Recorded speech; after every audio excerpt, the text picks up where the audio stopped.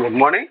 ఈరోజు మీ ముందుకి ఆధునిక ఆంధ్రప్రదేశ్‌కి సంబంధించి దాని యొక్క హిస్టరీ గురించి మీ ముందుకొచ్చాను. పార్ట్ 2తో ఆధునిక ఆంధ్రప్రదేశ్ చరిత్ర. ముఖ్యంగా ఈ బీఏ బుక్ నుంచి లెసన్ అనేది తీసుకోవడం జరిగింది. ఆంధ్రాలో ఆంగ్లేయులు, ఈ పోర్చుగీస్ వారు ఎంటర్ అయ్యారు. అదేవిధంగా వాళ్ళ తర్వాత డచ్ వారు, తర్వాత ఫ్రెంచ్, ఇట్లా లాస్ట్ వచ్చింది ఫ్రెంచ్ వారు, తర్వాత ఆంగ్లేయుల ముందు.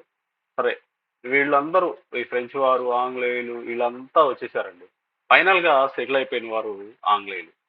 ఎందుకంటే ఇక్కడ రాబర్ట్ క్లైవ్ అనే ఆయన, ఫోర్డ్ అనే ఆయన, చాలా మంది బ్రిటిష్ వాళ్ళు ఈ యొక్క పోర్చుగీస్ వారిని, డచ్ వారిని ఆ భారత్ లో వ్యాపారం చేయనీయకుండా వాళ్ళ యొక్క స్థావరాలను వీళ్ళు యుద్ధాల ద్వారా, అదేవిధంగా ఇక్కడ లోకల్ గా ఉన్న రాజుల దగ్గర వాళ్ళ యొక్క రాజకీయం చేస్తూ ఇక్కడున్న డచ్ వారిని వాళ్ళ స్థావరాలు లేకుండా ఇతర ప్లేసుల్లో కంటే అటు ఇండోనేషియా కానీ, ఇటు చైనా కానీ అట్లా పోయేటట్టు చేశారు. ఎక్కడో ఒక చోట మాత్రమే భారతదేశంలో కానీ, అది ఆంధ్రప్రదేశ్లో కానీ ఎక్కడో చిన్న చిన్న స్థావరాల్లో ఈ పోర్చుగీస్ వారు, ఫ్రెంచ్ వారు, డచ్ వారు ఆ, వాళ్ళ వ్యాపారం చేసుకుంటూ ఉండేవారు. ఎక్కువ శాతం ఈ ఆంగ్లేయులు ఆంధ్రాలో తమ యొక్క ఫ్యాక్టరీని స్థాపించడం కానీ, అదేవిధంగా రాజకీయాన్ని కూడా నడపడం స్టార్ట్ చేశారు. ఈ యొక్క లోకల్ రాజుల యొక్క ఆ, వాళ్ళ యొక్క రాజకీయంలో కూడా, అంటే వాళ్ళ యొక్క రాజపాలన కూడా వీళ్ళు జోక్యం చేసుకోవడం కూడా చేయటం స్టార్ట్ చేశారు. సో దానిలో భాగమే ఈ ఆంగ్లేయుల యొక్క అధికార స్థాపన. అది ముఖ్యంగా భారతదేశంతో పాటు ఆంధ్రాలో ఆధునిక ఆంధ్రదేశ చరిత్రలో భాగంగా మన group 2 APBSC group 2 AP history 75 marks కి మనకి ఉంది, అలాంగ్ విత్ పాలిటీతో పాటు. సో దీనిలోకి వీడియోకి ఎంటర్ అవుదాం. ఇంకా క్లాసెస్లోకి దయచేసి ఎవరైనా వీడియో నచ్చినట్లయితే మీ ఫ్రెండ్స్కి తప్పనిసరిగా షేర్ చేయండి. అదేవిధంగా కొత్త వాళ్ళు ఎవరైనా వస్తే సబ్స్క్రైబ్ చేసుకోండి. నా వీడియో నచ్చినట్లయితే లైక్ చేయడం మర్చిపోవద్దు తప్పనిసరిగా.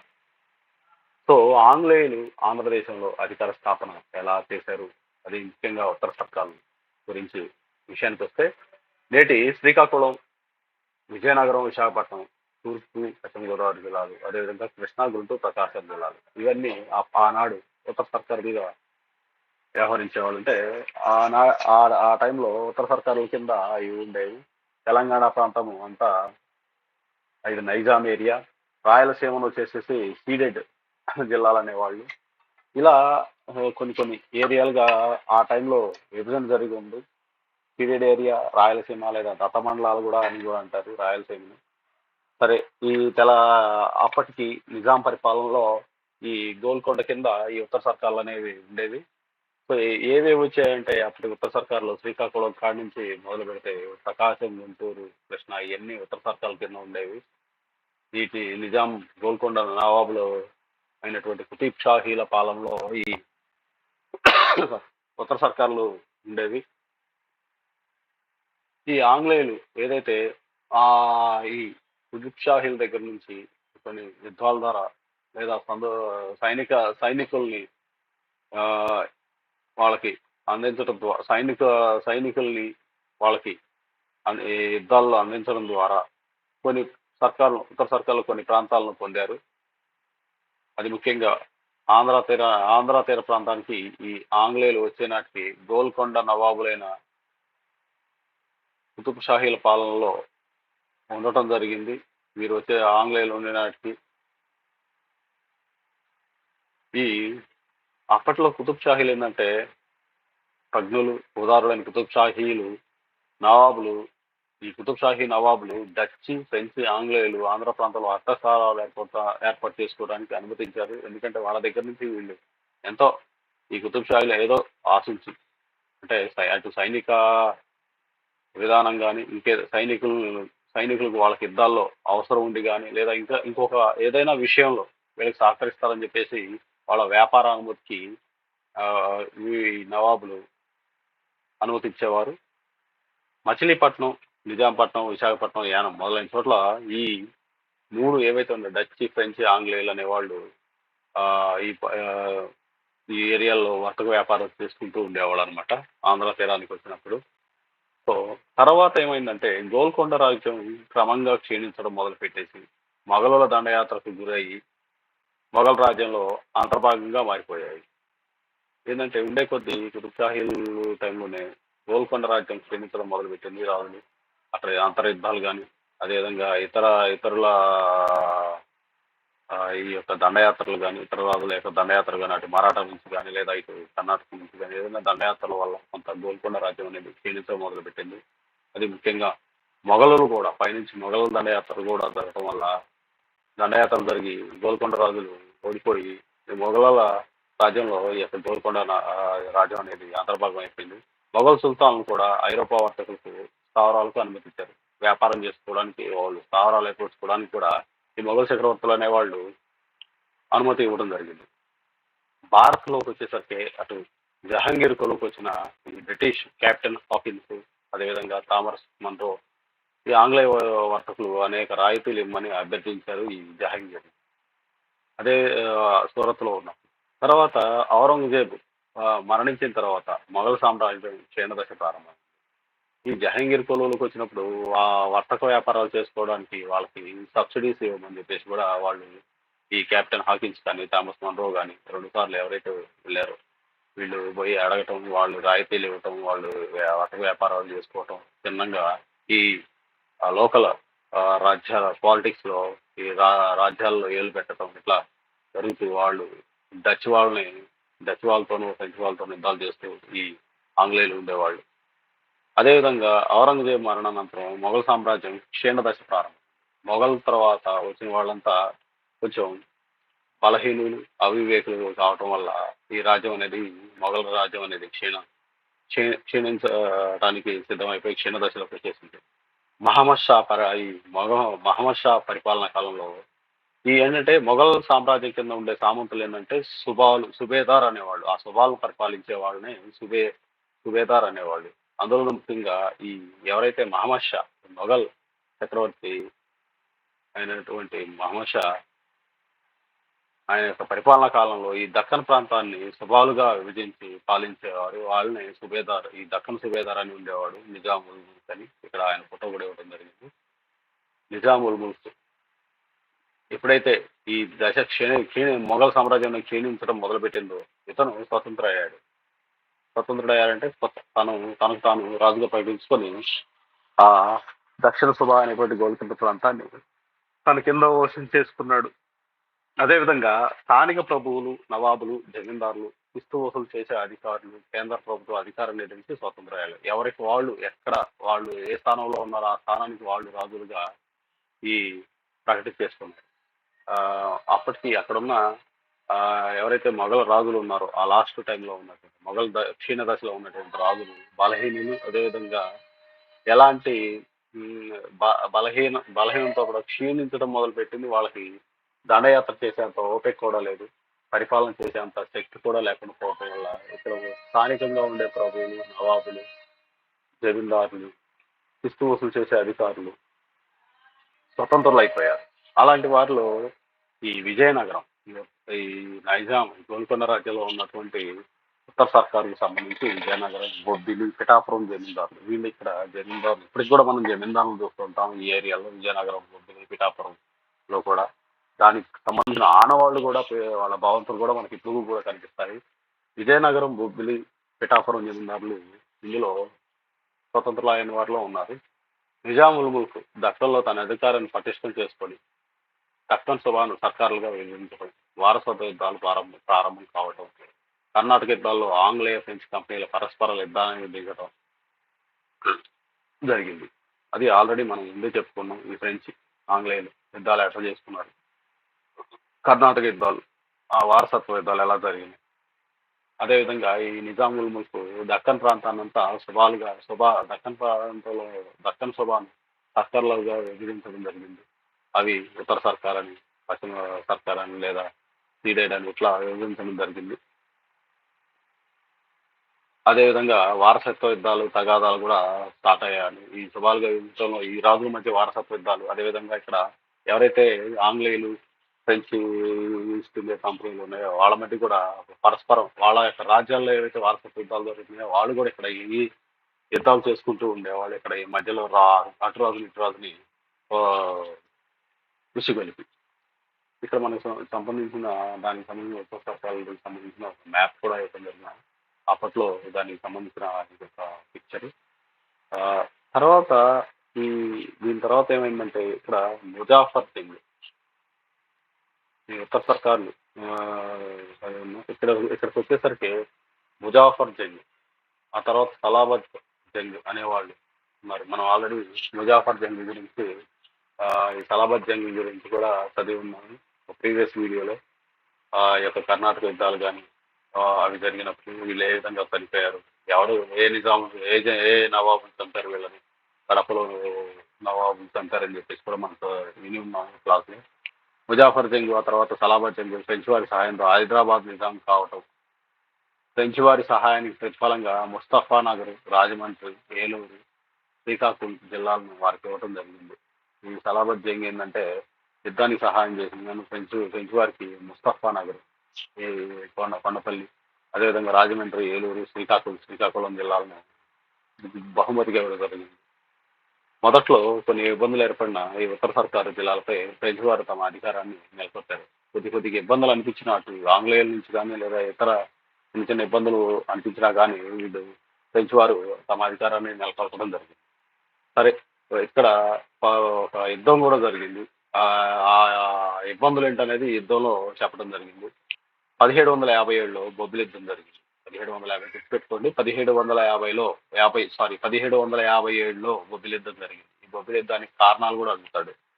బొబ్బిలి యుద్ధం ఎప్పుడు జరిగిందంటే 1757. ఎవరికి మధ్య జరిగిందంటే ఇక్కడ ఫ్రెంచ్ సైనికాధికారి మద్దతు ప్రోద్బలంతో విజయనగర ప్రభు విజయరామరాజు, అంటే ఇటు ఫ్రెంచ్ అండ్ విజయరామరాజు బొబ్బిలిపై దండెత్తాడు. బొబ్బిలి ప్రజలు విరోచితంగా పోరాడిన ఓడిపోయారు. బొబ్బిలి రాజ్యం విజయనగర రాజపాలన కిందకు వచ్చిందంటే విజయనగర రాజు అయినటువంటి విజయరామరాజు, ఆ ప్రభు అయినటువంటి విజయరామరాజు బొబ్బిలిపై ఫ్రెంచ్ వారి సహాయంతో దండెత్తటం, అక్కడున్న ప్రజలు విరోచితంగా పోరాడి ఓడిపోవడం జరిగింది. బొబ్బిలి రాజ్యం విజయనగర పాలన కిందకు వచ్చేసింది. విజయరామరాజు తర్వాత ఆనంద గజపతి విజయనగర ప్రభు అయ్యాడు. ఇతని విజయరామరాజు చనిపోయే తర్వాత ఇతను ఆనంద గజపతి రాజు అనేవాడు ప్రభు అయ్యాడు. ఇక్కడ విజయరామరాజు తర్వాత ఆనంద గజపతి రాజు అనేవాడు ఆయన విజయనగరానికి ప్రభు అయ్యాడు. అతనికి ఫ్రెంచ్ వారికి మధ్య కొన్ని విభేదాలు ఏర్పడ్డాయి. అంటే తను వాళ్ళకు ఉన్న ఈ బొబ్బిలి యుద్ధాల్లో కానీ వ్యాపారాలకు సంబంధించి కానీ ఏదన్నా చిన్న విభేదాలు ఏర్పడటం, అంటే వాళ్ళ మధ్య దూరం పెరగటం స్టార్ట్ అయింది. ఫ్రెంచ్ వారిపై నమ్మకం సడలింది ఆనంద గజపతి రాజుకి. ఆంగ్లేయులు బెంగాల్ను జయించి బలపడ్డారు. అప్పుడు రాబర్ట్ క్లైవ్ ఆధ్వర్యంలో ఆంగ్లేయులు బెంగాల్ను బాగా జయించేసేసి అక్కడ బలపడ్డారు. ఆనంద గజపతి ఆంగ్లేయుల సహాయంతో ఫ్రెంచ్ వారిని ఉత్తర సర్కారు నుండి తరిమివేయచ్చని భావించాడు. అంటే అలా బలపడ్డ వారిని ఆంగ్లేయుల సహాయంతో మనకి ఫ్రెంచ్ వారి ప్రచారాన్ని అడ్డం వస్తున్నారని చెప్పేసి వాళ్ళని తరిమేయడానికి ఆంగ్లేయుల సహాయం తీసుకుని తరిమేయవచ్చు అని భావించారు. ఉత్తర సర్కారుల ఆక్రమణకు రావాల్సిందిగా రాబర్ట్ క్లైవ్కు ఈ ఆనంద గజపతి రాజు ఆహ్వానం పంపాడు. మీరు నాకు ఈ సహాయం చేస్తే మీకు కొంత సర్కారులను ఇవ్వడం జరుగుతుంది అని చెప్పేసి ఒడంబడిక చేసుకున్నాడు అన్నమాట, ఒప్పందం చేసుకున్నాడు. దానికి గాను రాబర్ట్ క్లైవ్ ఏం చేశాడంటే విలియం ఫోర్డ్ అనే ఆయన్ని పంపించాడు. విలియం ఫోర్డ్ అనే ఆయన్ని ఈ యొక్క విజయనగర రాజుకి సపోర్టింగ్ గా పంపించాడు. ఈయన యొక్క ఫోర్డ్ నాయకత్వంలో బలమైన సైనిక విభాగాన్ని రాబర్ట్ క్లైవ్ పంపించాడు.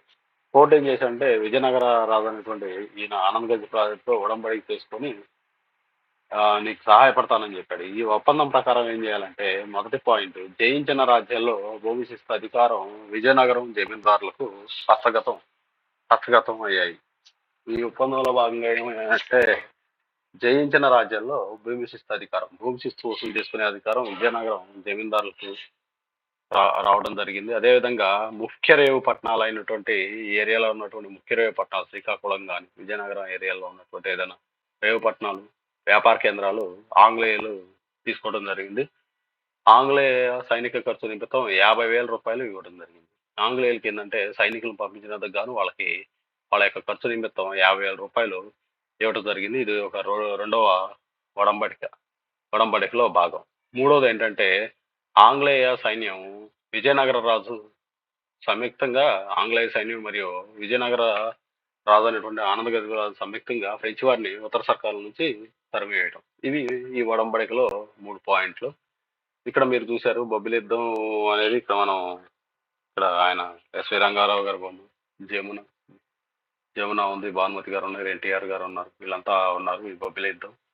దానికి సంబంధించి అప్పుడు విజయరామరాజు, ఆయన తర్వాత ఆనంద గజపతి రాజు. ఈ ఆనంద గజపతి రాజుతో ఫ్రెంచ్ వారితో సంబంధాలు ఉండేవి. కొన్ని కారణాల వల్ల ఫ్రెంచ్ వారితో విభేదాలు ఏర్పడి ఆంగ్లేయుల సహాయం కోసం రాబర్ట్ క్లైవ్ కి ఒక సందేశం పంపటం. రాబర్ట్ క్లైవ్ ఇతనికి కొన్ని ఒప్పందం చేసి ఇతన్ని సహాయపడమని ఆ విలియం ఫోర్డ్ ను పంపించడం జరిగింది. విలియం ఫోర్డ్ తనతో సంధి చేసుకోవడానికి ఒక 3 పాయింట్లు చెప్పడం జరిగింది. అందులో భూమి శిస్తు అధికారం వరకు విజయనగర జమీందారులకు ఇవ్వడం జరుగుతుంది. అదేవిధంగా ముఖ్య రేవు పట్టణాల వ్యాపార కేంద్రాలు ఆంగ్లేయులకి ఆధీనంలోకి వెళ్తాయి. అదేవిధంగా వాళ్ళ యొక్క ఖర్చు నిమిత్తం 50,000 రూపాయలు ఆంగ్లేయులకి సైనిక ఖర్చు కింద ఇవ్వాలని. మూడోదేమో ఆంగ్లేయ సైన్యము విజయనగర రాజు వీళ్ళిద్దరు కలిపి ఫ్రెంచ్ వారిని ఉత్తర సర్కాల నుంచి తరిమివేయటం ఈ యొక్క ఒడంబడికలో భాగాలన్నమాట. సరే, అదే అయిపోయిందండి. దానికి వాళ్ళు సహాయం చేశారు. ఎలాగోలా అక్కడ యుద్ధం అనేది జరిగిపోయింది. అది గుర్తుపెట్టుకోండి. బొబ్బిలి యుద్ధం ఎప్పుడు జరిగిందంటే 1757లో జరిగింది. ఈ బొబ్బిలి యుద్ధం ఎవరు గెలిచారంటే విజయరామరాజు అప్పుడు రాజు ఫ్రెంచ్ వారి సహాయంతో గెలవటం జరిగింది. తర్వాత చందుర్తి యుద్ధం, చందేరి యుద్ధం, చందుర్తి యుద్ధం అంటున్నారు. 1758లో 1758లో జరిగింది. ఇక్కడ ఒడంబడికలు ఏవైతే జరిగినాయో ఆ ఒడంబడికలు షరతులు 3 షరతులు ఇచ్చాడు. ఇరు వర్గాలు ఆమోదించిన తర్వాత ఆంగ్లేయ విజయనగర సైన్యాలు సంయుక్తంగా రాజమండ్రి వైపు పురోగమించాయి. మీకు ఎవరైతే ఉన్నారో విలియం ఫోర్డ్, ఆయన బొమ్మలు తీసుకొచ్చాము. పురోగమించాయి. అప్పటికి 3వ కర్ణాటక యుద్ధం కూడా అక్కడ ప్రారంభమైంది. అక్కడ జరుగుతూ ఉంది. ఫ్రెంచ్ వారి పరిస్థితి, ఆంగ్లేయులు అక్కడ వీళ్ళని ఓడించడం అట్లా జరిగింది. ఫ్రెంచ్ వారి స్థితి ఆందోళనకరంగా ఉంది. ఫ్రెంచ్ వారి సైనికాధికారి లాలీ బుస్సీను, బుస్సీ బొమ్మ అండి ఇది, బుస్సీకి సంబంధించిన బొమ్మ. ఫ్రెంచ్ సైనికాధికారి లాలీ బుస్సీని హైదరాబాద్ నుంచి సైనిక బలగంతో రమ్మని ఆదేశించాడు. ఈ ఫ్రెంచ్ వారి స్థితి ఆందోళనకరంగా ఉండటం వలన ఈ సైనికాధికారి అయినటువంటి లాలీ బుస్సీ హైదరాబాద్ నుంచి కొంత సైన్యాన్ని రమ్మని ఆదేశించాడు. బుస్సీ దక్కను వదిలి రావడానికి అంగీకరించలేదు. ఒక సైనికాధికారి ఇక్కడ మీకు అర్థం కాకుండా చెప్పాను. ఫ్రెంచ్ వారి స్థితి ఆందోళనకరంగా ఉన్నట్టు కర్ణాటక యుద్ధం, ఇక్కడేమో బ్రిటిష్ వారు ఆనంద గజపతిరాజుతో ఫ్రెంచ్ వారిని తరిమేయడానికి, ఉత్తర సర్కాల నుంచి తరిమేయడానికి ఒక ప్లాన్ వేశారు. దానిలో భాగంగా ఒడంబడిక షరతులు ఆమోదం కూడా జరిగాయి. ఈ 2 ఆంగ్లేయ మరియు విజయనగర రాజ్య సైన్యాలు అంటే రాజమండ్రి వైపు వస్తా ఉన్నాయి. అప్పటికి రాజమండ్రి దగ్గరలో ఉన్న ఈ ఫ్రెంచ్ సైన్యాలు ఏం చేశామంటే అటు కర్ణాటక యుద్ధం, ఇటు ఈ పరిస్థితి చూసి ఆందోళనకరమైన పరిస్థితిలో ఉండటం జరిగింది. అప్పుడు అక్కడున్న ఎక్కడైతే రాజమండ్రి దగ్గరలో ఉన్న ఫ్రెంచ్ సైనికాధికారి ఎవరైతే ఉన్నారో హైదరాబాద్ లో ఉన్నటువంటి లాలీ బుస్సీని హైదరాబాద్ నుంచి సైనిక బలగంతో రమ్మని ఆదేశించాడు. కానీ ఈ బుస్సీ దక్కను వదిలి రావడానికి అంగీకరించలేదు. అక్కడ ఏంటంటే ఆ ప్రాంతం వదిలిపోతే, ఎక్కడైతే మనం వదిలిపోయామంటే ఇక్కడ బ్రిటిష్ వాళ్ళు వచ్చి, ఆంగ్లేయులు వచ్చి ఆక్రమించుకుంటారని చెప్పి అక్కడి నుంచి రాలేదు. అక్కడ పరిస్థితి కూడా క్లిష్టంగానే ఉంది అని లాలీ బలవంతంపై బుస్సీ,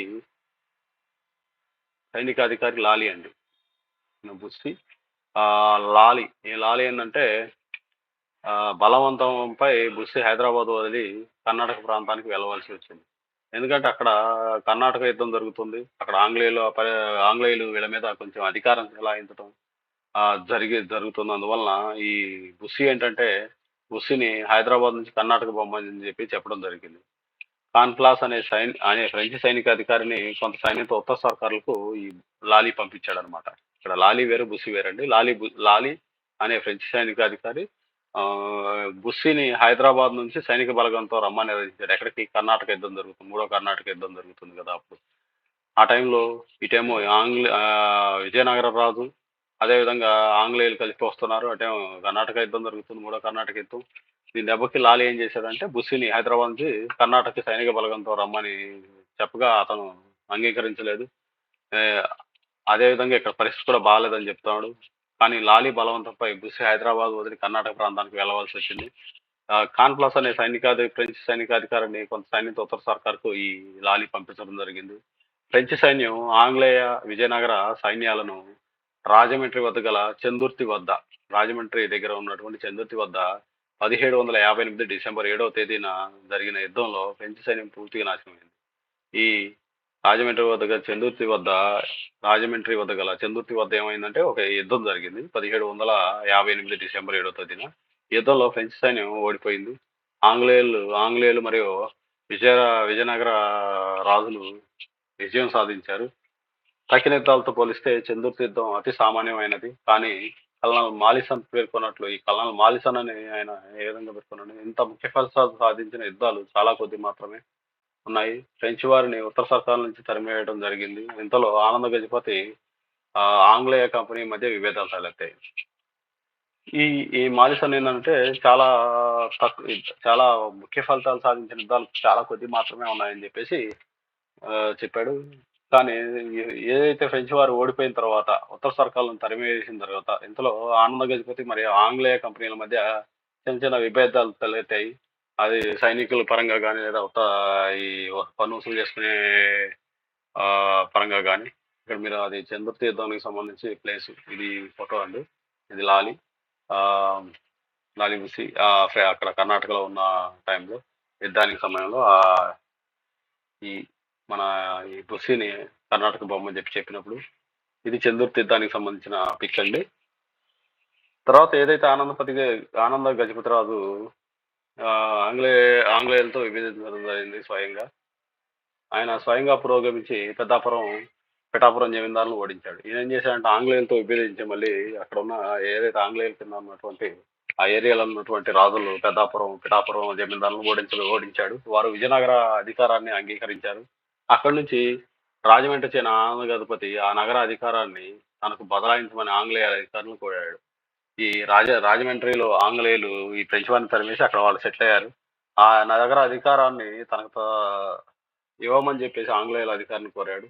అందుకు ఈ ఆంగ్లేయులు ఏమన్నారంటే మేము ఇవ్వము అని చెప్పగా తన ఆంగ్లేయులతో చేసుకున్న ఒడంబడికను రద్దు చేయగలనని ఈ ఆనంద గజపతిరాజు బెదిరించాడు. మీతో ఒక ఒడంబడిక చేసుకున్నాను 3 షరతులతో కూడినది, అది నేను రద్దు చేసుకుంటానని చెప్పి అన్నాడు. దానికి ఫోర్డ్ ఆగ్రహం చెంది ఆనంద గజపతిపై యుద్ధం ప్రకటించి అతన్ని ఆనంద గజపతిరాజుని ఓడించాడు. ఇంతలో మద్రాసు ప్రభుత్వం జోక్యం చేసుకుని కల్నల్ ఫోర్డ్కు ఆనంద గజపతిరాజుకి రాజీ కుదిర్చి వారు మరొక అంగీకారం చేసుకోవడానికి అనుమతించింది. అప్పటికి మద్రాసు కింద అంతా ఉండేది. అప్పుడు బ్రిటిష్ వాళ్ళు అక్కడ మద్రాసు కింద ఉండేవాళ్ళు. అక్కడ అంతా ఒక నగర మున్సిపాలిటీ అనేది చెన్నపట్నంగా తయారై నగర మున్సిపాలిటీ అనేది స్టార్ట్ అయింది కూడా అప్పట్లోనే. సో ఇక్కడ మద్రాసు నుంచి ఆంగ్లేయులు ఈ కల్నల్ ఫోర్డ్ చెప్పి అతనితో విభేదాలొద్దు రాజీ కుదుర్చుకుందాం అని చెప్పేసి మరొక అంగీకారాన్ని చేసుకోవడానికి అనుమతి ఇచ్చింది మద్రాస్ గవర్నమెంట్. తర్వాత ఇదైపోయింది. తర్వాత మచిలీపట్నం ఆక్రమణ 1759లో. చిరకాలంగా మచిలీపట్నం ప్రసిద్ధ రేవు పట్నంగా వృద్ధి చెందుతూ ఉంది. ఎందుకంటే ఒకప్పటి గొప్ప రేవు పట్నం మచిలీపట్నం. ఫ్రెంచ్ వారు అక్కడ ఒక కోటను నిర్మించుకొని ఉత్తర సర్కార్లో దానిని ప్రముఖ కేంద్రంగా రూపొందించుకున్నారు. ఏంటంటే ఇది చాలా మందికి ఈస్ట్ ఇండియా కంపెనీలకు అది ఒక మంచి రేవు పట్నం. అక్కడ దొరికే కలంకారీ అద్దకం సంబంధించి ఈ బట్ట కానీ రతనాలు కానీ వజ్రాలు కానీ బాగా ఉండేటువంటి రేవు పట్టణం. ఎగుమతి దిగుమతులు బాగా జరుగుతుంటాయి. మచిలీపట్నం తమ హస్తగతం అయితేనే తప్ప ఉత్తర సర్కార్లో ఫ్రెంచ్ అధికారులను తుదముచ్చడానికి వీలు కాదని చెప్పేసి ఆంగ్లేయులు భావించారు. ఏంటంటే ఈ మచిలీపట్నం తమ చేతిలోకి వస్తే ఈ ఫ్రెంచ్ వారిని ఈజీగా అక్కడి నుంచి పంపేయవచ్చు అని చెప్పేసి ఆంగ్లేయులు భావించారు. ఆంగ్లేయుల ఆలోచన తెలిసిన ఫ్రెంచ్ అధికారులు నిజాం అయినటువంటి సలాబత్ జంగ్ ఉన్నాడు. సలాబత్ జంగ్ సహాయం అందించారు. నిజాం సైన్యాలు ఫ్రెంచ్ వారికి మద్దతుగా మచిలీపట్నం చేరుతున్నాయన్న సమాచారం తెలిసిన కల్నల్ ఫోర్డ్ హైదరాబాద్ నుంచి సైన్యాలు తరలి రాకముందే మచిలీపట్నం ముట్టడి ప్రారంభించాడు. ఈ ఆంగ్లేయుల ఆలోచన ఏందంటే, ఆంగ్లేయులు ఫ్రెంచ్ వారిని తరివేసి మచిలీపట్నాన్ని స్వాధీనం చేసుకోవాలనుకున్నారు కాబట్టి, ఆ విషయం తెలిసిన ఫ్రెంచ్ అధికారులు ఏం చెప్పారంటే, నిజాం అయినటువంటి సలాబత్ జంగ్‌కు "నువ్వు సహాయం చేయాలి. ఆళ్ళు మా మా దానిలో తలదూర్చకుండా ఉండాలని" చెప్పేసి సహాయాన్ని అర్థించారన్నమాట. అప్పుడు నిజాం సైన్యాలు ఫ్రెంచ్ వారికి మద్దతుగా మచిలీపట్నం చేరతా చేరుతున్నాయనే సమాచారం ఇక్కడ ఆంగ్లేయులకి వెళ్ళిపోయింది. కర్నల్ ఫోర్డ్ ఈ ఏమనుకున్నాడంటే హైదరాబాద్ నుంచి ఈ నిజాం సైన్యాలు రాకముందే మచిలీపట్నం ముట్టడి ప్రారంభించడం స్టార్ట్ చేసేసాడు. ఆనంద గజపతి ఇందుకు తోడ్పడ్డాడు. ఈ కల్నల్ ఫోర్డ్ కి ఈ మచిలీపట్నం ముట్టడి చేయడానికి ఆ కల్నల్ ఫోర్డ్ కు సహకరించాడు ఆనంద గజపతి రాజు. ఫ్రెంచ్ సైన్యాలు వీరోచితంగా పోరాడు. ఇలా చేసే టైంలో ఫ్రెంచ్ సైన్యాలు వాళ్ళని ఎదుర్కోవడానికి ముందుకు వచ్చి వాళ్ళతో యుద్ధాలు చేయడం స్టార్ట్ చేశాయి. కానీ చివరకు మచిలీపట్నం కోట 1759 ఏప్రిల్ 8న ఆంగ్లేయుల హస్తగతమైంది. ఆంగ్లేయులకు ఈ ఎట్టయితేనే ఫ్రెంచ్ వాళ్ళని ఓడించేశారు ఆంగ్లేయులు ఈ ఆనంద గజపతి సహాయంతో. ఈ టైంలో 1759 ఏప్రిల్ 8వ తేదీన ఈ మచిలీపట్నంలో ఉన్నటువంటి ఫ్రెంచి వారి యొక్క కోట ఆంగ్లేయులకి చేతిలోకి వచ్చేసింది. అప్పటికి సలాబత్ జంగ్ మచిలీపట్నం చేరలేదు. ఇంకా అప్పటికి సలాబత్ జంగ్ పంపించడంలోనే నిమగ్నమయ్యాడు కానీ ఇంతవరకు ఆ సైన్యాలు అనేవి రాలేదు. సలాబత్ జంగ్ తమ్ముడు నిజాం అలీ హైదరాబాద్ లో తిరుగుబాటు చేసినట్లు దారిలో వర్తమానం అనేది. వీళ్ళు ఎప్పుడైతే ఈ సలాబత్ జంగ్ పంపించాడు, సలాబత్ కూడా వస్తా ఉన్నాడు. దారిలో ఏమైందంటే ఈ ఇతను ఈ సైన్యాలు లేకపోవడం చూసి నిజాం అలీ హైదరాబాద్ లో తిరుగుబాటు చేశాడు, నాకు ఆ ప్రాంతం కావాలని చెప్పేసి. ఈ పరిస్థితుల్లో పెంచివారికి సహాయపడటం ఆత్మహత్య సాదృశ్యం కలదని భావించి సలాబత్ జంగ్ గత్యంతరం లేక ఆంగ్లేయులతో 1759 మే 14న తేదీన సంధి చేస్తున్నాడు. వీళ్ళు ఎప్పుడైతే వెళ్ళిపోయారో ఫ్రెంచ్ వాళ్ళు వెళ్ళిపోయారో ఈ ఆంగ్లేయులు వీడిని కూడా దెబ్బ కొడతారేమో అని చెప్పేసి సలాబత్ జంగ్ మీతో యుద్ధం కాదురా బాబు, మీతో సంధి చేసుకుంటానని మే నెల 14వ తారీఖున ఈ 1759లో వాళ్ళతో సంధి చేసుకున్నాడు. ఎందుకంటే ఇక్కడ ఇటు పక్కన నిజాం అలీ హైదరాబాద్ తనకు కావాలంటూ తిరుగుబాటు చేశాడు. అదేవిధంగా ఇక్కడ ఫ్రెంచ్ సేనలను ఆంగ్లేయులు ఓడించారు ఆనంద్ గజపతిరాజు సహాయంతో. ఇక్కడ దానికి సంబంధించిన టిప్స్ అండి. సలాబత్ జంగ్, తర్వాత నిజాం అలీ, వాళ్ళ బొమ్మలు, కల్నల్ ఫోర్డ్, ఆనంద గజపతిరాజు ఫోటో. అదే ఇక్కడికి వచ్చేసరికి ఈ సంధి ప్రకారం మచిలీపట్నం, నిజాంపట్నం, ముస్తఫానగర్ సర్కార్లో అంటే ముస్తఫానగర్ అంటే కొండపల్లి కొంత భాగం, కొండపల్లిలో కొంత భాగం బ్రిటిష్ వారి ఆధీనమయ్యాయి. దక్కన్లో ఉన్న 15 సైన్యాన్ని ఫ్రెంచ్ సైన్యాన్ని 15 రోజుల్లో పంపివేయగలమని వాగ్దానం ఇచ్చాడు ఈ సలాబత్ జంగ్. తక్కిన ఉత్తర సర్కార్లో దక్కన్లోను సలాబత్ జంగ్ అధికారాన్ని ఆంగ్లేయులు గుర్తిస్తారు. అంటే ఈ సలాబత్ జంగ్ అధికారాన్ని దక్కన్లో ఉన్నటువంటి ఆ వాళ్ళ యొక్క అధికారాన్ని ఆంగ్లేయులు గుర్తించారు. ఈ రీతిగా గుంటూరు సర్కార్ మినహా ఏదైతే ఈ గుంటూరు సర్కారు మినహా ఈ మచిలీపట్నం ప్రాంతం, అదేవిధంగా నిజాంపట్నం, ఇక్కడ ఇటువైపు నిజాంపట్నం ఇటువైపు ఉంటుంది. నిజాంపట్నం మరియు ముస్తఫానగర్ అంటే కొండపల్లి ఏరియాలో ఉన్నటువంటి కొండపల్లి కొంత భాగం బ్రిటిష్ వారి ఆధీనమైంది. దక్కన్లో ఉన్న ఫ్రెంచ్ సైన్యాన్ని 15 రోజులు ఈ దక్కన్ ప్రాంతంలో ఉన్న ఏదైతే ఫ్రెంచ్ సైన్యం ఉందో ఆ ఫ్రెంచ్ సైన్యాన్ని సలాబత్ జంగ్ అధికారాన్ని ఆంగ్లేయులు గుర్తించారు. కనివేసి ఫ్రెంచ్ సైన్యం 15 రోజుల్లో పంపేస్తానని చెప్పి సలాబత్ జంగ్ అనేవాడు మాట ఇచ్చాడు. దక్షిణ ఉత్తర సర్కార్లో దక్కన్లోను సలాబత్ జంగ్ అధికారాన్ని ఆంగ్లేయులు గుర్తిస్తారు అని చెప్పి అన్నారు. ఈ రీతిగా గుంటూరు సర్కారు తప్ప ఉత్తర సర్కార్లో ఫ్రెంచ్ వారి ఆధిక్యం అంతరించింది. ఈ గుంటూరు సర్కారు వరకే వాళ్ళ యొక్క అధికారం ఫ్రెంచ్ వారి అధికారం ఉందన్నమాట. మిగతా ఏరియా మొత్తం బ్రిటిష్ వాళ్ళు ఆక్యుపై చేసేసారు. అదేవిధంగా బ్రిటిష్ వారితో ఈ సలాబత్ జంగ్ సంధి చేసుకున్నాడు. అంటే వీళ్ళ కిందకి ఈ గుంటూరు సర్కార్ తప్ప మిగతా ప్రాంతం అంతా వీళ్ళ చేతిలోకి వచ్చేసింది. అదేవిధంగా ఆనంద గజపతిరాజు మళ్ళీ ఏం చేశాడంటే తన తిరుగు ప్రయాణంలో కొండర యుద్ధంలో పెద్దాపురం జమీందారును ఓడించి సామర్లకోట, పెద్దాపురం, పిఠాపురం ఆక్రమించుకున్నాడు. మళ్ళీ ఓడించి వాళ్ళని మళ్ళీ పిఠాపురం, సామర్లకోట, పెద్దాపురం ఈ జమీందారులను ఓడించేసి ఆ ప్రాంతాలను ఆక్రమించుకున్నాడు. 1760లో ఆనంద గజపతి మసూచి సోకి మరణించాడు. మసూచి సోకడం ద్వారా ఇతను 1760లో మరణించడం జరిగింది. సరే, ఉత్తర సర్కార్లో ఆంగ్లేయ అధికార స్థిరీకరణ ఎప్పుడైతే ఆనంద గజపతి రాజు ఆంగ్లేయులు మరియు సలాబత్ నవాబ్తో వీళ్ళు ఆంగ్లేయులు సంధి చేసుకోవటం, ఇక్కడ ఈ ప్రాంతం తప్ప మిగతా ప్రాంతాలన్నీ వీళ్ళు యుద్ధంలో గెలవటం, ఫ్రెంచ్ వారితో జరిగిన యుద్ధాల్లో ఈ ప్రాంతాన్ని వీళ్ళు ఆక్యుపై చేసేసుకున్నారు ఆంగ్లేయులు. కానీ అదేవిధంగా దక్కన్ ప్రాంతంలో సలాబత్ జంగ్ అధికారాన్ని గుర్తిస్తూ నువ్వు అక్కడే చేసుకో, ఇంకా మీ జోలికి రాము, ఈ ప్రాంతం వరకు మాకు ఇచ్చేసే అన్నట్టుగా ఆంగ్లేయులు అతనితో చెప్పడంతో అతను తన దక్కన్ ప్రాంతం మొత్తం తను సలాబత్ జంగ్ తన అధికారంలో ఉంచుకున్నాడు. ఫ్రెంచ్ వారి యొక్క అధికారం గుంటూరు సర్కార్ వరకే పరిమితం అయిపోయింది. ఈ ఆనంద గజపతిరాజు యుద్ధం అయిపోయిన తర్వాత చిన్నగా పిఠాపురం, పెద్దాపురం, అదేవిధంగా సామర్లకోటలో ఉన్నటువంటి జమీందారులను ఓడించి తన హస్తగతం చేసుకున్నాడు. కానీ 1760లో అతను చనిపోవడం జరిగింది. ఈ టైంలో ఇంకా ఉత్తర సర్కార్లో ఆంగ్లేయులు ఎప్పుడైతే యుద్ధంలో ఓడిపోయి వాళ్ళ స్వాధీనంలోకి వచ్చిన తర్వాత వీళ్ళు ఇంకా అక్కడ వాళ్ళ యొక్క అధికార స్థాపనను ఆంగ్లేయులు సుస్థిరం చేసుకోవడం స్టార్ట్ చేశారు. ఉత్తర సర్కార్ నుంచి ఫ్రెంచ్ వారిని తరిమేసిన ఆంగ్లేయ అధికార స్థిరత్వం అంత సులభంగా రాలేదు. కానీ అంత సులభంగా అవలేదు ఈ అధికార స్థిరీకరణ అంటున్నారు. ఈ ప్రాంతంలో ఆంగ్లేయ అధికార స్థాపనలో జాప్యం జరిగింది, కొంచెం టైం పట్టింది. అంతేకాకుండా అనేక సమస్యలు కూడా ఎదుర్కోవాల్సి వచ్చింది. ఇక్కడ సలాబత్ జంగ్ సోదరుడు నిజాం అలీ ఖాన్ తిరుగుబాటు చేసి సలాబత్ జంగ్ ను తొలగించి నిజాం అయ్యాడు. ఇక్కడ ఏంటంటే వాడు అక్కడ సలాబత్ జంగ్ సోదరుడు ఎవరంటే నిజాం అలీ ఖాన్ ఇతనిపై దండయాత్ర చేసి అతన్ని తీసేసి ఇతను నిజాం అయ్యాడు. నిజాం అలీ ఖాన్ ఒక పెద్ద సైన్యాన్ని సమీకరించుకొని గోదావరి ప్రాంతం చేరి పెద్దాపురం, పిఠాపురం, విజయనగరం జమీందారులను ఓడించి లొంగ తీసుకున్నాడు. వీడు ఎప్పుడైతే చనిపోయాడో ఆనంద గజపతిరాజు తర్వాత ఇతను నిజాం అలీ ఖాన్ ఈ ప్రాంతాలను పెద్దాపురం, పిఠాపురం, విజయనగరం జమీందారులను ఓడించి లొంగ తీసుకున్నాడు. వారు కప్పం చెల్లించమని ఓడిపోయిన తర్వాత కప్పం తప్పనిసరిగా చెల్లించాలని తెలిపాడు. తద్వారా వీళ్ళు ఆ కప్పం చెల్లించడానికి అంగీకారం తెలిపారు. ఈ ప్రాంతంలో నిజాం తమ పూర్వాధికారాన్ని నెలకొల్పడంతో ఆంగ్లేయ కంపెనీకి నూతన పరిస్థితిని గమనించి ఆందోళన చెందింది. ఎందుకంటే వీడు వచ్చేసి మళ్ళీ ఆక్యుపై చేసుకున్నాడు ఏదైతే ఆంగ్లేయుల కిందకు వచ్చినటువంటి ఉత్తర సర్కార్లోని ప్రాంతాలని. ఈ దెబ్బతో ఆంగ్లేయులకి కొద్దిగా మింగుడు పడలేదు ఈ పరిస్థితి.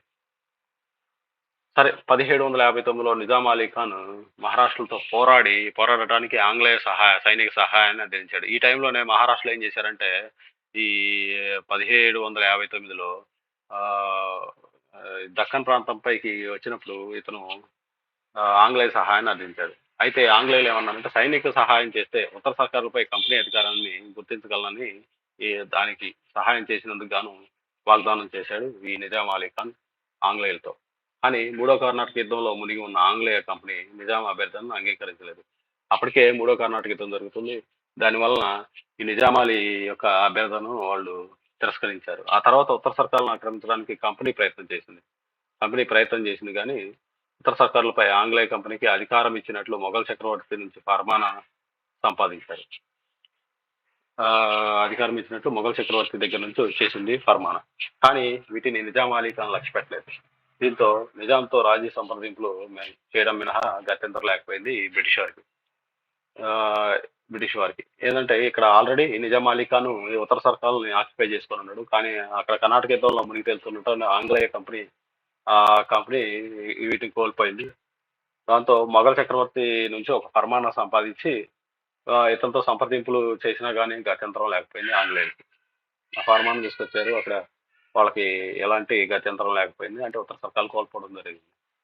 నిజాంతో రాజీ సంప్రదింపులు జరపడానికి ఆంగ్లేయుల కంపెనీ ఒక పంతులు గారిని దుబాసిని ఏర్పాటు చేస్తుంది. అతనే కండ్రేగుల జోగి పంతులు గారు. ఇది ఒక బిట్టుకు కూడా వచ్చే అవకాశం ఉందండి. కండ్రేగుల జోగి పంతులు ఎవరు అనే ఎవరు అంటే ఆయన ఒక ప్రసిద్ధ దుబాసిని హైదరాబాద్ పంపింది. అంటే వాళ్ళని ట్రాన్స్లేటర్. జోగి పంతులు అంటే నిజాం దివాన్ అయిన రఖూన్ ఉద్ దౌలాకు ఎనలేని గౌరవం ఉండేది. ఈ నిజాం దగ్గర ఉన్నటువంటి దివానుకి ఈ జోగి పంతులు గారి గురించి బాగా తెలుసు. ఆయన ఎంత మంచివాడు, ఎలా చేస్తాడనేది దాని మీద ఎనలేని గౌరవం ఉండేది. అంతేకాకుండా జోగి పంతులకు హైదరాబాద్లోని ప్రముఖులతో పరిచయం ఉండేది. అక్కడ ఉన్న పెద్ద పెద్ద వాళ్ళతో ఈ పంతులు గారికి పరిచయం ఉండేది. సంప్రదింపులు సరిగా ప్రారంభం కాకముందే అలీ ఖాన్ హైదరాబాద్ వెళ్ళవలసి వచ్చింది. ఈ సంప్రదింపులు సరిగా కాకపోవడమే అలీ ఖాన్ ఇక్కడ ఉత్తర సర్కార్ నుంచి హైదరాబాద్ వెళ్ళవలసి వచ్చింది. అతని భూభాగాలు అనేక చోట్ల అల్లర్లు, తిరుగుబాట్లు జరిగాయి. వాటిని అణిచే క్రమంలో నిజాం అలీ ఖాన్ అతని దివాన్ రాజమండ్రికి వెళ్ళారు. అణిచే క్రమంలో నిజాం అలీ ఖాన్ అతని దివాన్ మళ్ళీ రాజమండ్రికి వెళ్ళడం జరిగింది. జోగి పంతులు కూడా వారిని అనుసరించి రాజమండ్రికి చేరుకున్నాడు. ఇంతలో గొల్లపూడిలోని నిజాం సైన్యం జీతం బకాయిలను చెల్లించమని తిరుగుబాటు చేసింది. అక్కడ ఇప్పుడు సైనికులు ఏం చేశారంటే నిజాంని జీతానికి సంబంధించి బకాయిలు చెల్లించమని తిరుగుబాటు చేశారు. నిజాం ఆర్థిక స్థితి సవ్యంగా లేదు అప్పుడు. జోగిమంతులు దీన్ని అవకాశంగా తీసుకొని విఘ్నతతో వ్యవహరించారు. కొంచెం విఘ్నతగా దీన్ని అవకాశంగా తీసుకున్నాడు. ఉత్తర సర్కారులను ఆంగ్లేయ కంపెనీకి కప్పులుగా ఇమ్మని, అందుకు ఏడాదికి 15,00,000 రూపాయలు చెల్లించడం జరుగుతుందని తెలియజేశాడు జోగిపంతులు గారు. దానికి నిజాం అంగీకరించాడు. ఏం చేశాడు? 15,00,000 రూపాయలు ఇస్తే ఆంగ్లేయ కంపెనీకి ఈ ఉత్తర సర్కారులని మీకు సైనిక సహాయం చేస్తాడు. దానికి 15,00,000 రూపాయలు ఇస్తాడు. మీరు ఈ ఉత్తర సర్కారులను ఆంగ్లేయ కంపెనీకి ఇస్తే అని చెప్పేసి అతను నిజాంకి చెప్పడం జరిగింది. నిజాం దానికి అంగీకరించాడు. ఐదో సర్కార్ అయిన గుంటూరు ఏదైతే ఫ్రెంచ్ వారి కింద ఉందో అది నిజామాలి సోదరుడు బలసత్ జంగ్ ఆధీనంలో. ఈ కప్పుల్లో భాగాన్ని ఆంగ్లేయులకు ఇవ్వడం అయింది. జోగిపంతులు గారు ఇరుపక్షాల వారు ఈ జోగిపంతులు గారిని అభినందించారు. ఎందుకంటే 15,00,000కి ఆ ఉత్తర సర్కార్లు మళ్ళీ ఆంగ్లేయులు ఫారం చేసింది. నిజాం అలీ ఖాన్ అతన్ని రాజమండ్రి మజుందారు లేదా నూర్ షరిస్తార్ గా నియమించగా ఆంగ్లేయులు అతనికి రావు బహదూర్ బిరుదునిచ్చి సత్కరించారు. ఏ విధంగా అయితే ఈ దుబాసి అయినటువంటి కాంట్రాక్టుల జోగిపంతులు గారు 15,00,000 ఈ చెల్లించి ఈ సైనికులకు కావాల్సిన ఏదైతే పైకం రావాలో వాళ్ళకి జీతం బకాయిలు అవి 15,00,000 రూపాయలు ఆంగ్లేయులు చెల్లించగా ఈ నిజామాలు ఏం చేశారంటే ఉత్తర సర్కారులని వాళ్ళకి కప్పుల కింద ఇవ్వడం జరిగింది. దీనికి గాను ఈ మధ్యవర్తిగా వ్యవహరించిన జోగిపంతులు గారు అటు నిజాం అలీ గారు రాజమండ్రి మజుందార్ గాను నూర్ షరిస్తార్ గాను నియమించగా ఆంగ్లేయులు అతనికి రావు బహదూర్ అనే బిరుదిచ్చి సత్కరించారు. తర్వాత ఆంగ్లేయ కంపెనీ ఉత్తరోత్తర నిజాం నుంచి ఎలాంటి ఇబ్బందులు కలగకుండా కావలసిన జాగ్రత్తలు తీసుకుందనమాట. అక్కడి నుంచి ఏమంటే ఈ నిజాం నుంచి ఎలాంటి ఇబ్బందులు కలగకుండా కొన్ని జాగ్రత్తలు తీసుకుంటూ వచ్చింది. అంతేకాకుండా మరోసారి నిజాంతో సంప్రదింపులు జరిపి మళ్ళీ ఇంకోసారి నిజాంతో సంప్రదింపులు జరిపి 1765లో ఉభయలకు ఆమోదయోగ్యమైన నూతన ఒడంబడికను కుదుర్చుకుంది. ఒక కొత్త ఒడంబడికను ఈ 1765లో కుదుర్చుకోవడం జరిగింది. ఇద్దరికి ఆమోదయోగ్యమైన కొన్ని షరతులతో కూడిన ఒడంబడిక. అది ఒక షరతు వచ్చేసి నిజాం కోరినప్పుడు ఆంగ్లేయులు అతనికి సైనిక సహాయం చేయగలరు. నిజాంకి ఎప్పుడైనా అవసరమైతే ఆంగ్లేయులు వాళ్ళకి సైన్యాన్ని పంపించగలరు. ఏదైనా యుద్ధం జరగటం, ఏదైనా తిరుగుబాటు జరిగినా. రెండో షరతు వచ్చేసరికి శాంతి కాలంలో రెస్ట్ కాలంలో నిజాముకు వార్షికంగా 9,00,000 రూపాయలు చెల్లించడం జరుగుతుంది. ఎలాంటి యుద్ధాలు లేనప్పుడు సంవత్సరానికి 9,00,000 రూపాయలు నిజాంకి ఈ బ్రిటిష్ నుంచి ఆంగ్లేయుల నుంచి చెల్లించడం జరుగుతుంది. ఇంకొక షరతు. మూడో షరతుకు వచ్చేసరికి శ్రీకాకుళం, రాజమండ్రి, ఏలూరు, ముస్తాఫానగర్, ముర్తాజా నగర్, విశాఖపట్నం సర్కారులను ఆంగ్లేయుల ఆధీనం చేయబడుతుంది. ఈ ఆంగ్లేయులకి ఈ పైన చెప్పినటువంటి శ్రీకాకుళం, రాజమండ్రి, ఏలూరు, ముస్తాఫానగర్, ముర్తాజా నగర్ వీటిని వాళ్ళ యొక్క హస్తగతం చేయటం జరుగుతుంది. ఆధీనం వాళ్ళకి ఇవ్వబడతాయి. అదేవిధంగా గుంటూరు, కొండవీడు, ముర్తాజా నగర్ సర్కార్లోని భాగాలు. ఇవన్నీ సర్కార్లోని భాగాలు. గుంటూరు, కొండవీడు, అదేదే ముస్తఫానగర్, కొండవీడు, ముర్తాజా నగర్, విశాఖపట్నం ఇవన్నీ సర్కార్లోని భాగాలు అని చెప్పడం జరిగింది. ఇది కొండవీడుకు సంబంధించిన పిక్ అండి. తర్వాత గుంటూరు సర్కార్ ఆక్రమణ. గుంటూరు సర్కార్ ఏ విధంగా ఆక్యుపై చేశారు ఈ ఆంగ్లేయులు? నిజాం అలీ ఖాన్ ఆంగ్లేయులతో సంధి చేసుకోక పూర్వమే గుంటూరు సర్కార్ అధికారాన్ని సోదరుడైన బలసత్ జంగ్ కు దత్తత చేశాడు నిజాం అలీ ఖాన్. కానీ అతని మరణానంతరం మాత్రమే గుంటూరు సర్కార్ ఆంగ్లేయుల కంపెనీకి చెందగలదని నిజాం స్పష్టం చేశాడు. ఏంటంటే బలసత్ ఉన్నంత వరకు అది అతని చేతుల్లోనే ఉంటుంది గుంటూరు సర్కారు. అతను చనిపోయినప్పుడు తర్వాత మాత్రమే ఆంగ్లేయులకు అది పరమవుతుందని స్పష్టం చేశాడు నిజాం అలీ ఖాన్. బలసత్ జంగ్ ఫ్రెంచ్ సైనిక అధికారులతో సంప్రదింపులు ప్రారంభించాడు. ఈ బలసత్ ఏం చేశాడంటే ఆంగ్లేయులు కాదన్నట్టుగా ఈ ఫ్రెంచ్ సైనికులతో సంప్రదింపులు ప్రారంభించాడు. ఒక ఫ్రెంచ్ సైనిక విభాగం గుంటూరు సర్కార్ చేరింది. గుంటూరు సర్కార్కు వచ్చేసింది సంప్రదింపులు జరిపినప్పుడు. దీనికి ఆంగ్లేయ కంపెనీ తీవ్ర అభ్యంతరం తెలిపింది. ఎవరు? నిజాం అలీ ఖాన్తో. అయ్యా మీ ఓడు సర్కార్ వాళ్ళతో చేతులు కలుపుతున్నాడు, అదిగాక ఒక ఫ్రెంచి సైనిక విభాగం వచ్చేసి గుంటూరు సర్కార్కు వచ్చింది, దానికి మేము ఒప్పుకోమని చెప్పేసి ఆంగ్లేయులు తీవ్ర అభ్యంతరం వ్యక్తం చేశారు. ఇంతలో మైసూర్ ప్రభు హైదర్ అలీ గుంటూరుపై దండయాత్ర చేయగలడని తెలియవచ్చింది. ఈ మైసూర్ ప్రభు అంటే హైదర్ అలీ, ఎవరైతే టిప్పు సుల్తాన్ వాళ్ళ ఫాదర్ ఉన్నాడో ఆయన గుంటూరుపై దండయాత్ర చేయడానికి వస్తున్నాడని తెలియవచ్చింది. దీనికి భయపడిపోయినటువంటి బలసత్ జంగ్ ఆంగ్లేయులతో రక్షణ చేసుకొని తన సైన్యం నుంచి ఫ్రెంచ్ వారిని తొలగించాలని వాగ్దానం చేశాడు. తొలగిస్తానని వాగ్దానం చేశాడు. దీంతో ఎక్కువగా ఉన్న ఎక్కువ సైన్యం ఉన్న ఆంగ్లేయులతో రక్షణ కోసం హైదరాలీ నుంచి రక్షణ కోసం ఆంగ్లేయులతో సంధి చేసుకొని ఫ్రెంచ్ సేనల్ని గుంటూరు సర్కార్ నుంచి పంపించేస్తానని చెప్పాడు. సరే, ఆంగ్లేయ కంపెనీ ఏం చేసింది? కంపెనీ నుంచి సైనిక సహాయం కొరకు గుంటూరు సర్కార్ను కర్ణాటక నవాబు 10 ఏళ్ల పాటు కప్పులిచ్చాడు. ఆంగ్లేయ కంపెనీ నుంచి సైనిక సహాయం కోరుతూ గుంటూరు సర్కార్ను కర్ణాటక నవాబుకు 10 ఏళ్ల పాటు కప్పులిచ్చాడు ఈ బలసత్ జంగ్. బలసత్ జంగ్ 1782లో మరణించగా నిజాం అలీ ఖాన్ గుంటూరు సర్కార్ని ఆక్రమించుకొని దీన్ని 1788 సెప్టెంబర్ నెలలో ఆంగ్లేయ కంపెనీకి బదలాయించడం జరిగింది. ఇలా ఇచ్చిన తర్వాత బలసత్ సింగ్ 1782లో చనిపోయాడు. అతను చనిపోయిన తర్వాత ఇతను ఆల్రెడీ వాగ్దానం చేశాడు. అతను చనిపోయిన తర్వాత మాత్రమే మీకు ఆ గుంటూరు సర్కార్ వస్తుందని. సో ఈ నిజాం అలీ ఖాన్ ఏంటంటే దీన్ని ఆక్రమించుకొని ఆ గుంటూరు సర్కార్ని 1788 సెప్టెంబర్ నెలలో ఆంగ్లేయులకు ఆ కంపెనీకి ఈ యొక్క సర్కార్ని బదిలించాడు, ఇచ్చేసేసాడు. ఈ రీతిగా ఉత్తర సర్కారులుగా చెప్పబడ్డ 5 సర్కార్లు పూర్తిగా ఆంగ్లేయులు ఆడినాయి. ఈ ఉత్తర సర్కార్లు అనేది ఆంగ్లేయుల పరమని. ఇక్కడ ఎన్ని యుద్ధాలు జరిగింది? బొబ్బిలి యుద్ధం జరిగింది, సింధూర్ యుద్ధం జరిగింది, ఇక్కడ ఆనంద గజపతిరాజు చనిపోయాడు, తర్వాత మచిలీపట్నం ఆక్రమణ, ఇట్లా జరుగుతూ వచ్చే లాస్ట్ లో గుంటూరు సర్కార్ యొక్క ఆక్రమణ కూడా జరిగింది. పూర్తిగా ఏదైతే ఫ్రెంచ్ చేతిలో ఉన్నటువంటి ఈ గుంటూరు సర్కార్ కూడా ఆంగ్లేయుల పరం అయిపోయింది బలసత్ జంగ్ చనిపోయిన తర్వాత. సీడెడ్ జిల్లాలు లేదా రాయలసీమ ప్రాంతం, ఇటు సర్కార్ ఉత్తర సర్కార్ అయిపోయింది. ఇక సీడెడ్ జిల్లాలు ఏవైతే ఉన్నాయి రాయలసీమ ప్రాంతం, ఇది కూడా ఆంగ్లేయుల అధికార స్థాపన ఎలా చేశారు. నేటి రాయలసీమలోని జిల్లాలే ఆంధ్రప్రదేశ్లో సీడెడ్ జిల్లాలుగా వ్యవహరిస్తారు. ఇవన్నీ ఆంధ్రప్రదేశ్లో ఉన్నటువంటి రాయలసీమ జిల్లాలని సీడెడ్ జిల్లాలు అంటారు. ఇందులో వచ్చి కడప, కర్నూలు, అనంతపురం, బళ్ళారి జిల్లాలు. అంటే నేడు అప్పట్లో బళ్ళారి కూడా మన రాష్ట్రంలో ఉండేది, కానీ తర్వాత మన యొక్క రాష్ట్రం అనేది విడిపోయిన తర్వాత బళ్ళారి కర్ణాటకలో చేర్చబడింది.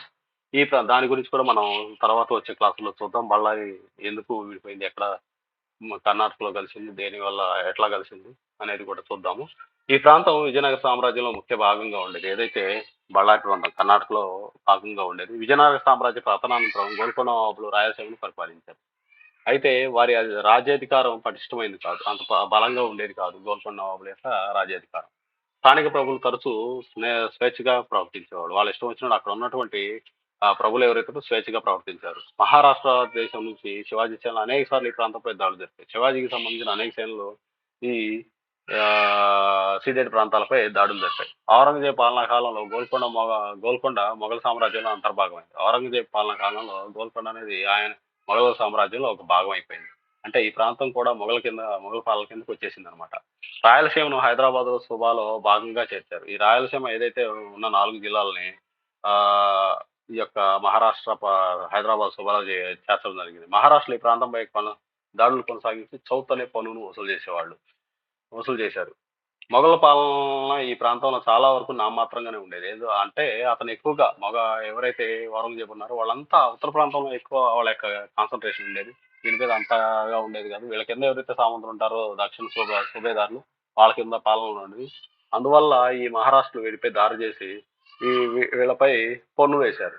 అది మనం అడిగే అవకాశం ఉంది. మహారాష్ట్రులు ఆంధ్రాపై ఈ గోల్కొండ సామ్రాజ్యంపై దండెత్తి దాడులు జరిపే టైంలో వాళ్ళు ఆక్రమించుకున్నప్పుడు ఏ పన్ను వసూలు చేశారు అంటే చౌత్ అనే పన్నును వసూలు చేశారు. తర్వాత ఏమైందంటే ఈ కడప, కర్నూలు, ఆదోని నవాబులు స్వతంత్రంగా వ్యవహరించారు. వాళ్ళ ఇష్టం వచ్చినట్టు వాళ్ళు వ్యవహరించేవారు అనమాట. ఈ ఎందుకంటే మొఘలు దీని మీద అంత కాన్సన్ట్రేట్ చేసేవాడు కాదు. ఎక్కువ శాతం ఉత్తర ప్రాంతంపై ఇది వాళ్ళ యొక్క కాన్సన్ట్రేషన్ ఉండేది కనుక నవాబుల అధికారాన్ని లోబడి స్థానికంగా పన్నులు వసూలు చేసి పెత్తనం చెలాయించే అధికారులను పాలెగారులు అంటారు. అంటే ఈ నవాబుల కింద కొంతమంది పాలెగారులు, అంటే పన్నులు వసూలు చేసే అధికారులు ఉండేవాళ్ళు, వాళ్ళనే పాలెగారులు అంటారు. ఎగ్జాంపుల్ తీసుకుంటే మన ఉయ్యాలవాడ నరసింహారెడ్డి గారు ఒక పాలేగర్. ఇళ్ళనే పాలిగర్స్ అనేవాళ్ళు. చాలా మంది ఇట్లా కొన్ని ప్రాంతాల్లో పన్నులు వసూలు చేసి పెత్తనం చెలాయించేవాళ్ళు కొంతమంది అధికారులు. ఇక్కడ మీరు సైరా నరసింహారెడ్డి మూవీ చూస్తే అందులో కొంతమంది పాలెగారులు ఉండేవాళ్ళు. అందులో ఈయన సైరా నరసింహారెడ్డి ఒక ఆయన పాలెగారు. తర్వాత ఇక్కడ ఈయన కూడా ఒక పాలెగారు, ఈగా సుదీప్. ఆ సినిమా చూస్తే మీకు కొంచెం పాలెగారుల గురించి కొంత తెలుస్తుంది. పాలెగర్లు ఆర్థికంగా, రాజకీయంగా బలపడి నవాబుల అధికారిని కూడా నిర్లక్ష్యం చేసి స్వతంత్రంగా ప్రజల నుంచి పన్నులు వసూలు చేసేవారు. వీళ్ళేం చేసేవారంటే వీళ్ళు కూడా చిన్నంగా నవాబుల వలె వీళ్ళు కూడా స్వతంత్రంగా ఆర్థికంగా, రాజకీయంగా బలపడి వచ్చిన డబ్బులు కొంత అమౌంట్ తీసేసుకొని రిమైనింగ్ కొంత మాత్రం నవాబులకు చెల్లించేవారు. అలా వాళ్ళు ఈ పాలెగర్లు కొంచెం బలపడిన తర్వాత వాళ్ళ యొక్క నవాబుల అధికారాన్ని నిర్లక్ష్యం చేసి స్వతంత్రులుగా ప్రజల నుంచి పన్నులు వసూలు చేస్తూ ఒక అధికారులుగా చలామణి అయ్యేవాళ్ళు. వీరిని అణచివేయడం కష్టసాధ్యంగా ఉండేది. నవాబులకి వీళ్ళని అణచటం చాలా కష్టంగా ఉండేది. మొత్తం మీద ఈ రాయలసీమ ప్రాంతంలో బలమైన కేంద్రాధికారం కానీ, సమర్థవంతమైన పరిపాలనా విధానం కానీ ఆప్ లేకుండా పోయింది. నవాబులకి ఆ చేత కాకుండా పోయిందనమాట. మహారాష్ట్రలో నిజాం పాలెగర్లు తమ తమ అధికారులను సుస్థిరం చేసుకోవడానికి ఒకరితో ఒకరు పోటీ పడేవారు. ఈ ప్రాంతంలో ఈ గోల్కొండ రాజ్యం ప్రాంతంలో అదే కర్ణాటక ఈ రాయలసీమ సీడెడ్ ప్రాంతంలో అటు మహారాష్ట్ర ఇటు ఈ పాలెగర్లు తమ అధికారం సుస్థిరం చేసుకోవడానికి ఒకరికొకరు పోటీ పడేవారు. ఈ అరాచక పరిస్థితికి తోడు ఈ ప్రాంతంపై మైసూర్ మహారాజు హైదర్ అలీ దండెత్తాడు. ఇదే టైంలో ఈ మైసూర్ మహారాజు అని ఉంటే టిప్పు సుల్తాన్ తండ్రి హైదర్ అలీ దండెత్తడం జరిగింది. రాయదుర్గం, బళ్ళారి, గుర్రంకొండ, సిద్ధావటం దుర్గాలను ఈ హైదర్ అలీ ఆక్రమించుకున్నాడు. అతని కుమారుడు టిప్పు సుల్తాన్ ఈ ప్రాంతంపై పూర్తి రాజ్యాధికారాన్ని చెలాయించాడు. అతని తర్వాత హైదర్ అలీ తర్వాత టిప్పు సుల్తాన్ కూడా ఈ ప్రాంతాలపై పూర్తి రాజ్యాధికారాన్ని చెలాయించాడు. శాంతి భద్రతలను ఏర్పరిచి పాలెగారులను అణిచివేసి పరిపాలించాడు. ఇక్కడ పాలెగారుల యొక్క ఎవరైతే ఉన్నారో పాలెగారులు వాళ్ళ యొక్క రాజ్యాధికారాన్ని శాంతి భద్రతలను ఏర్పాటు చేసి వీళ్ళ యొక్క అధికారాన్ని తగ్గించేశాడు ఈ టిప్పు సుల్తాన్. నిజాం పాలన. మైసూరు పాలకుడు హైదర్ అలీకి ఆంగ్లేయ కంపెనీలకు ఏనాడు సరైన సంబంధాలు లేకుండా లేవు. హైదర్ అలీ భారతదేశంలో ఆంగ్లేయుల రాజకీయ చర్యను నిరసించగా ఆంగ్లేయ కంపెనీ హైదర్ అలీ పూర్తి స్వతంత్ర వైఖరిని సహించలేకపోయింది. వీళ్ళిద్దరి మధ్య ఈ విధంగా ఆంగ్లేయులకను హైదర్ అలీకి మధ్య సరైన ఇది లేదు. అటు హైదర్ అలీ అంటే ఆంగ్లేయ కంపెనీ కోపం, అదేవిధంగా ఆంగ్లేయ కంపెనీ అంటే హైదర్ అలీ కోపం. ఇట్లా వాళ్ళిద్దరి మధ్య ఇలా ఉండేది. అదేవిధంగా ఇక్కడ ఏదైతే ఈ నవాబులు వాళ్ళకి వీళ్ళకి అసలు పడేది కాదు. పర్యవసనంగా ఆంగ్లో మైసూర్ యుద్ధాలు జరిగాయి. దానిలో భాగంగానే ఈ ఆంగ్లో మైసూర్ యుద్ధాలు జరిగాయి. 1784లో మంగళూరు సంధి తర్వాత టిప్పు సుల్తాన్ బ్రిటిష్ వారితో మరో యుద్ధం తప్పదని భావించి తిరువాక్కునూరుపై దాడి చేశాడు. అప్పటి ఆంగ్లేయ గవర్నర్ జనరల్ కార్న్వాలిస్ నిజాం మహారాష్ట్రలతో సంధి చేసుకొని నిజాంతోనూ మహారాష్ట్రలతోకి కార్న్వాలిస్ సంధి చేసుకొని టిప్పు సుల్తాన్ పై యుద్ధం చేశాడు. మూడో ఆంగ్లో మైసూర్ యుద్ధంలో టిప్పు ఓడిపోవడం వల్ల క్రీస్తకం 1792లో శ్రీరంగపట్నం సంధి జరిగింది. ఈయన ఓడిపోయి ఈ ఆంగ్లేయులతో సంధి చేసుకోవడం జరిగింది టిప్పు సుల్తాన్. ఈ సంధి శర్తలను అనుసరించి గుర్రంకొండ, గండికోట, కంబం, బళ్ళారి ప్రాంతాలు నిజాముల యొక్క ఆధీనమయ్యాయి.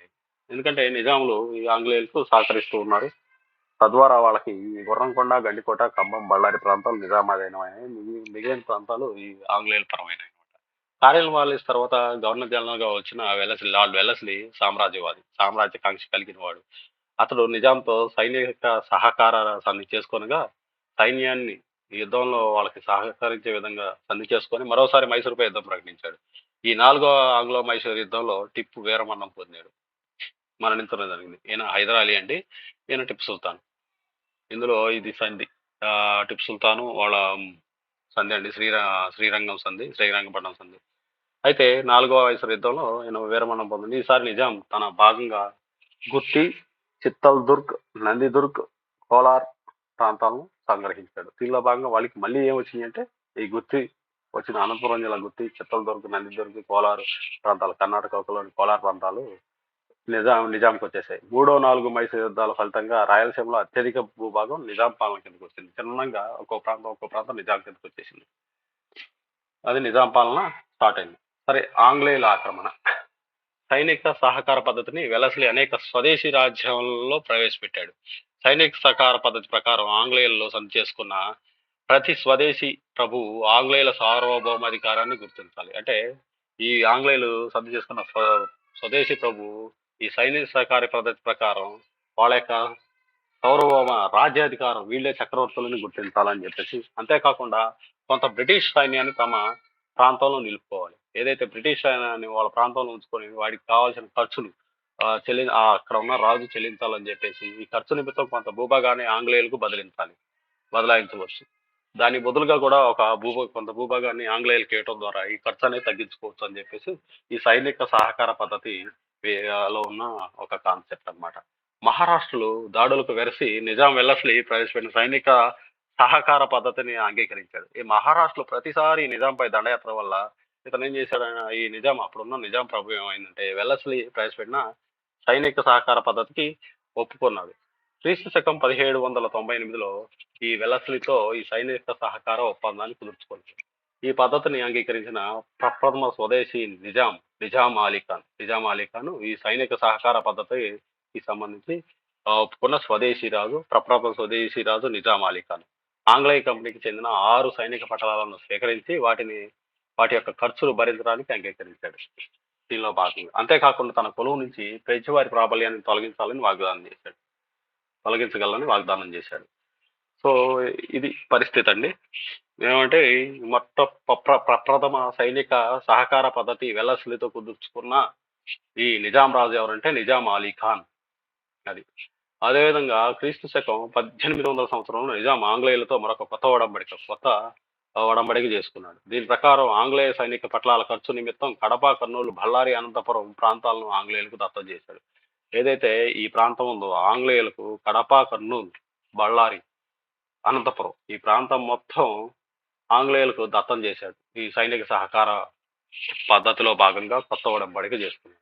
కాబట్టి ఈ జిల్లాలను దత్త మండలాలు అంటారు. దత్త మండలాలు లేదా సీడెడ్ జిల్లాలని వేడిని అన్నారు అనుకోండి. అప్పట్లో కర్నూలు, కడప, అనంతపురం, బళ్ళారి ఈ 4 ప్రాంతాలను మనం దత్త మండలాలు అంటాం. దత్త మండలాలు అంటే ఏమిటి అనే బిట్ కూడా వస్తుందండి. దానికి కూడా మీకు క్వశ్చన్స్ అనేవి నేను ఫ్రేమ్ చేసి ఇస్తాను తొందరలోనే. దయచేసి మాత్రం ఈ కంపల్సరీ గుర్తుపెట్టుకోండి. దీని నుంచి వచ్చే క్వశ్చన్ అదే. సీడెడ్ అంటే ఇచ్చివేసిన అని అర్థం, లేదా దత్తం చేసిన అని అర్థం అని. దత్త మండలాలు లేదా సీడెడ్ జిల్లాలని కూడా అంటారు. ఈ జిల్లాలు పూర్తిగా ఆంగ్లేయ కంపెనీ పాలన కిందకు వచ్చేసాయి అనమాట. పూర్తిగా ఆంగ్లేయుల కిందకు వచ్చేసినాయి. అంటే అటు ఉత్తర సర్కార్ వచ్చేసింది, ఇప్పుడు రాయలసీమ ప్రాంతం కూడా ఆంగ్లేయుల పరమైపోయింది. ఈ ప్రాంతాలను దత్తత చేయడం చాలా మంచిదని, దీనివల్ల నిజాము ఆంగ్లేయుల మధ్య శాశ్వతం కాగలదని వెల్లస్లీ చెప్పాడు అనమాట. సో ఇప్పటికి వచ్చేసింది. ఇంకా కోస్తా ప్రాంతంలో నెల్లూరు, చిత్తూరు జిల్లాల ఆక్రమణ. ఈ కోస్తా ప్రాంతంలో దక్షిణ కోస్తాలో నెల్లూరు, చిత్తూరు జిల్లాల ఆక్రమణ. దక్షిణ రాయలసీమ అయిపోయింది, ఉత్తర సర్కార్లు అయిపోయింది, ఇప్పుడు నెల్లూరు, చిత్తూరు. ఉత్తర సర్కార్లు దత్త మండలాలు ఆంగ్లేయ కంపెనీ అధికారం కింద రావడంతో ఆంధ్రదేశంలో నెల్లూరు, చిత్తూరు మండలాలు మాత్రమే మిగిలిపోయాయి. ఈ 2 ప్రాంతాలు రెండో కర్ణాటక యుద్ధానంతరం మహమ్మద్ అలీ పాలన కిందకు వచ్చాయన్నమాట. మహమ్మద్ అలీ ఆంగ్లేయుల మైత్రిని వాంఛించాడు. ఇతను కూడా ఆంగ్లేయులను పంచం చేరాడు. మహమ్మద్ అలీ ఆ తర్వాత అతని కుమారుడు రాజ్యపాలన సరిగా లేదు. మహమ్మద్ అలీ తర్వాత వచ్చినటువంటి అతని కుమారుడు యొక్క రాజ్యపాలన సరిగా లేకపోవటం, అతను భోగల అలసుడై ఉండటం, దీనివల్ల ప్రజలకు అనేక ఇబ్బందులకు గురయ్యారు. లార్డ్ వెల్లస్లీ జనరల్ గా వచ్చిన తర్వాత ఆంగ్లేయ సామ్రాజ్యవాదం బలపడింది. ఈ వెల్లస్లీ గవర్నర్ జనరల్ గా అయిపోయిన తర్వాత ఆంగ్లేయ సామ్రాజ్యాధికారం ఎక్కువైపోయింది అనమాట. దాంతో 4వ మైసూర్ యుద్ధంలో టిప్పు మరణించాడు. కర్ణాటక నవాబు యుద్ధంలో టిప్పు సుల్తాన్కు సహాయపడడానికి కంపెనీ వ్యతిరేక చర్యలకు పాల్పడ్డాడనే అభియోగాన్ని చేయడమైనది. ఈ విధంగా ఇక్కడ ఉన్నటువంటి కర్ణాటక నవాబు ఏంటంటే టిప్పు సుల్తాన్ మరణించిన తర్వాత ఈ కర్ణాటక నవాబు ఎవడైతే ఉన్నాడో మైసూరు ఏరియాలో ఉన్నటువంటి టిప్పు సుల్తాన్కు సహాయపడ్డాడని, కంపెనీ వ్యతిరేక చర్యలకు పాల్పడ్డాడనే అభియోగాన్ని చేయడం అయింది. కంపెనీ సైన్యాలు నెల్లూరు, చిత్తూరు ప్రాంతాల్లో ప్రవేశించి కర్ణాటక నవాబును ఓడించాయి. ఈ కర్ణాటక నవాబుడు మహమ్మద్ అలీ ఖాన్. ఈ మహమ్మద్ అలీ ఖాన్ కొడుకు ఉన్నాడు, అతన్ని ఓడించాయి. ఈ ప్రాంతంలో కూడా కంపెనీలు పాలనలోకి వచ్చాయి. ఎప్పుడైతే మహమ్మద్ అలీ ఖాన్ తర్వాత అతని కొడుకు, అతని అధికారం సరిగా లేదు. ఈ లోపలనే వెల్లస్లీ గవర్నర్ జనరల్ గా అయిపోయి ఈ యొక్క సామ్రాజ్యాధికారాన్ని చేజిక్కించుకున్నాడు. ఈ టైంలోనే టిప్పు సుల్తాన్ కూడా యుద్ధంలో మరణించాడు. 4వ మైసూర్ యుద్ధంలో టిప్పు సుల్తాన్ మరణించడం, అక్కడ సహాయపడ్డ ఈ కర్ణాటక నవాబు ఎవరైతే ఉన్నారో మహమ్మద్ అలీ ఖాన్ ఆ యొక్క కొడుకు,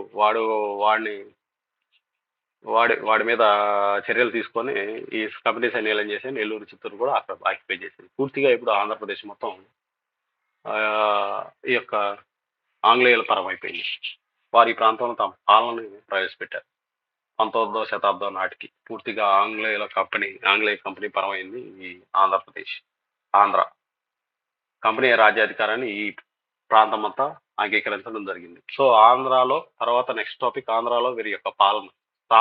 మనం ఆక్రమణ గురించి ఇప్పుడు చూసాము. తర్వాత స్థాపన గురించి వచ్చాము. స్థాపన గురించి పరిపాలన గురించి మనం చదువు ఆంధ్రాలో ఆంగ్లేయుల పాలన గురించి మనం నెక్స్ట్ వీడియోలో చూద్దాం. సో మీకు వీడియో నచ్చినట్టయితే తప్పనిసరిగా please do like. Compulsory video చూసిన తర్వాత లైక్ చేయండి. అదేవిధంగా మీ ఫ్రెండ్స్కు షేర్ చేయడం మర్చిపోవద్దు. కొత్త వారు ఎవరైనా మీ ఫ్రెండ్స్ ఉంటే వాళ్ళని సబ్స్క్రైబ్ చేసుకోమనండి. మీకు వీడియో ఖచ్చితంగా నచ్చుతుంది అనుకుంటున్నాను. Thank you. మీ అందరికీ ధన్యవాదాలు. ఏపీఎస్సీ డ్రీమ్ యూట్యూబ్ ఛానల్ తరఫున.